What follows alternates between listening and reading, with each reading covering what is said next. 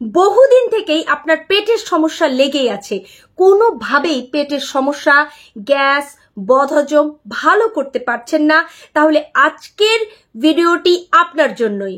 খুব মন দিয়ে শুনুন কি করতে হবে।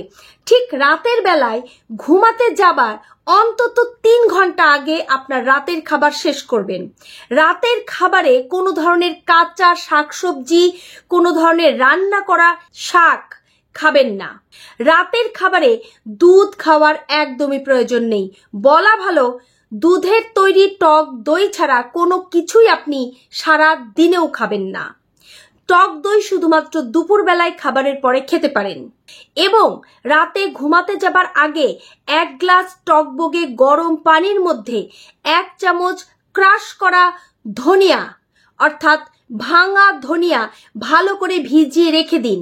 সকালবেলায় উঠে বাসি পেটে 2 গ্লাস রুম টেম্পারেচার পানি পানের ঠিক 15 মিনিট পরে ওই ধনিয়া ভেজানো পানিটা ছেঁকে নিন এবং তার মধ্যে দিয়ে দিন 10টি পুদিনা পাতার পেস্ট, 2 আঙ্গুল পরিমাণ হলুদের পেস্ট, 2 আঙ্গুল পরিমাণ আদার পেস্ট। ভালো করে মিক্সড করে তাতে 4 থেকে 5টি গোলমরিচের গুঁড়ো মিশিয়ে পান করুন। ঠিক আধা ঘন্টা পরে আপনি আপনার মেইন মিল অর্থাৎ ব্রেকফাস্ট বা শক্ত খাবারটি খাবেন। তবে কোনোভাবেই আটা বা রুটির তৈরি, গমের তৈরি কোনো খাবার একদম খাবেন না। ভাত, লাল চালের বা কিনুয়া বা কাউন এই ধরনের খাবার খেতে পারেন। কাউন হচ্ছে সেক্ষেত্রে বেস্ট সিলেকশন। এই খাবারগুলো খেলে কিছুদিনের মধ্যেই আপনার গ্যাস, বদহজম একদম ভালো হয়ে যাবে। যাদের গ্যাস, বদহজমের সমস্যা ভালোই হচ্ছে না, তারা কিন্তু ভুল করেও গ্লুটেনযুক্ত খাবার অর্থাৎ গমের খাবার খাবেন না অন্তত 6 মাস।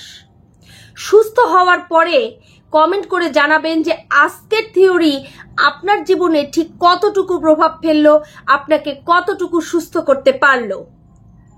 আরেকটি কথা ভালো করে খেয়াল করে শুনুন, যাদের গ্যাস, বদহজম একদমই ভালো হয় না, তারা দুধের তৈরি চা বা যখন তখন খাবারের পর ভরপেটে চা খাওয়ার অভ্যাস একদম বন্ধ করে দেবেন। বিকেল বেলায় 1 কাপ গ্রিন টি আপনার জন্য যথেষ্ট। এই কথাগুলো মেনে চলুন। যদি মনে হয় আরো কিছু জানতে চান, তাহলে স্ক্রিনে দেওয়া নাম্বারে আমার সঙ্গে যোগাযোগ করুন। আয়ুর্বেদ শাস্ত্র কি বলছে আপনার সমস্যা অনুযায়ী সেই ব্যাপারে আপনাকে যদি হেল্প করতে পারি, তাহলে সেটা আমার অত্যন্ত ভালো লাগবে। ভালো থাকুন, সুস্থ থাকুন। কথা বলছিলাম আমি শ্রাবণী প্রামাণিক। নিশ্চয়ই আবারও দেখা হবে আপনাদের সঙ্গে।